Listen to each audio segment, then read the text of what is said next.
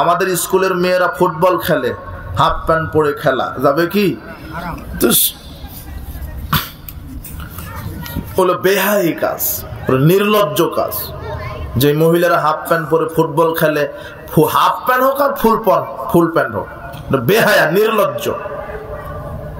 জাতির সামনে ওপেন হয়ে ভাবে খেলবে কেন? মহিলারা যেটাই খেলুক তার স্বামীর সাথে খেলবে। আয়েশা রাদিয়াল্লাহু তাআলা আনহা বলছেন চলেন একটু দৌড় প্রতিযোগিতা, আর রাসূল সাল্লাল্লাহু আলাইহি ওয়াসাল্লাম বলছেন একটু দৌড় প্রতিযোগিতা করি, তার স্ত্রী আয়েশা। তো দৌড় প্রতিযোগিতা করতে গিয়ে আয়েশা রাদিয়াল্লাহু তাআলা আনহা রাসূল সাল্লাল্লাহু আলাইহি ওয়াসাল্লামকে পিছনে ফেলায় দিলেন। আয়েশা রাদিয়াল্লাহু তাআলা আনহা বিজয়ী হলেন। কিছুদিন পরে আল্লাহর নবী বলছেন চলো তো আজকে আবার একটু খেলাধুলা করি। পরের দিনে মানে পরের সময়ে রাসূল সাল্লাল্লাহু আলাইহি ওয়াসাল্লাম আয়েশা রাদিয়াল্লাহু তাআলা আনহাকে হারিয়ে দিলেন। তখন রাসূল সাল্লাল্লাহু আলাইহি ওয়াসাল্লাম বলতেন শোনো আয়েশা, ওই দিনের প্রতিশোধ আজকে নিয়ে নিলাম। দেখো কত একটা মহব্বত না? স্ত্রীকে ভালোবাসবেন, স্ত্রীকে সময় দিবেন, মূল্যায়ন করবেন, স্ত্রীর কাজে সহযোগিতা করবেন। আয়েশা রাদিয়াল্লাহু তাআলা আনহা বলছেন যে রাসূল সাল্লাল্লাহু আলাইহি ওয়াসাল্লাম সাধারণ মানুষের মতোই আমাদের বাড়িতে আমাদের সহযোগিতা করতেন। ওই কাপড়ে তালি, জুতায় তালি দেওয়া, কাপড় সেলাই করা, বকরির দুধ দহন করা, ঘর ঝাড়ু দেওয়া, ঘর পরিষ্কার করা, রান্না বান্না সব কাজে সহযোগিতা করতেন তিনি। এরপরে সালাতের সময় হলে মসজিদে গিয়ে সালাত আদায় করতেন।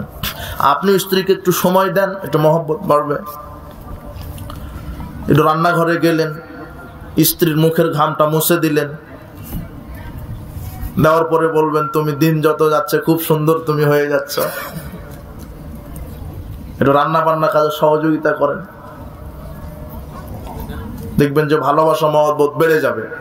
আর কিসে রান্নাঘরে যাওয়া, খাবার বসে যদি লবণে কম হয় তাহলে তো গোষ্ঠী সহ গালি দিয়ে দিলেন। হ্যাঁ, তোর মাকে তোকে কি শিখিয়েছে তোর মা?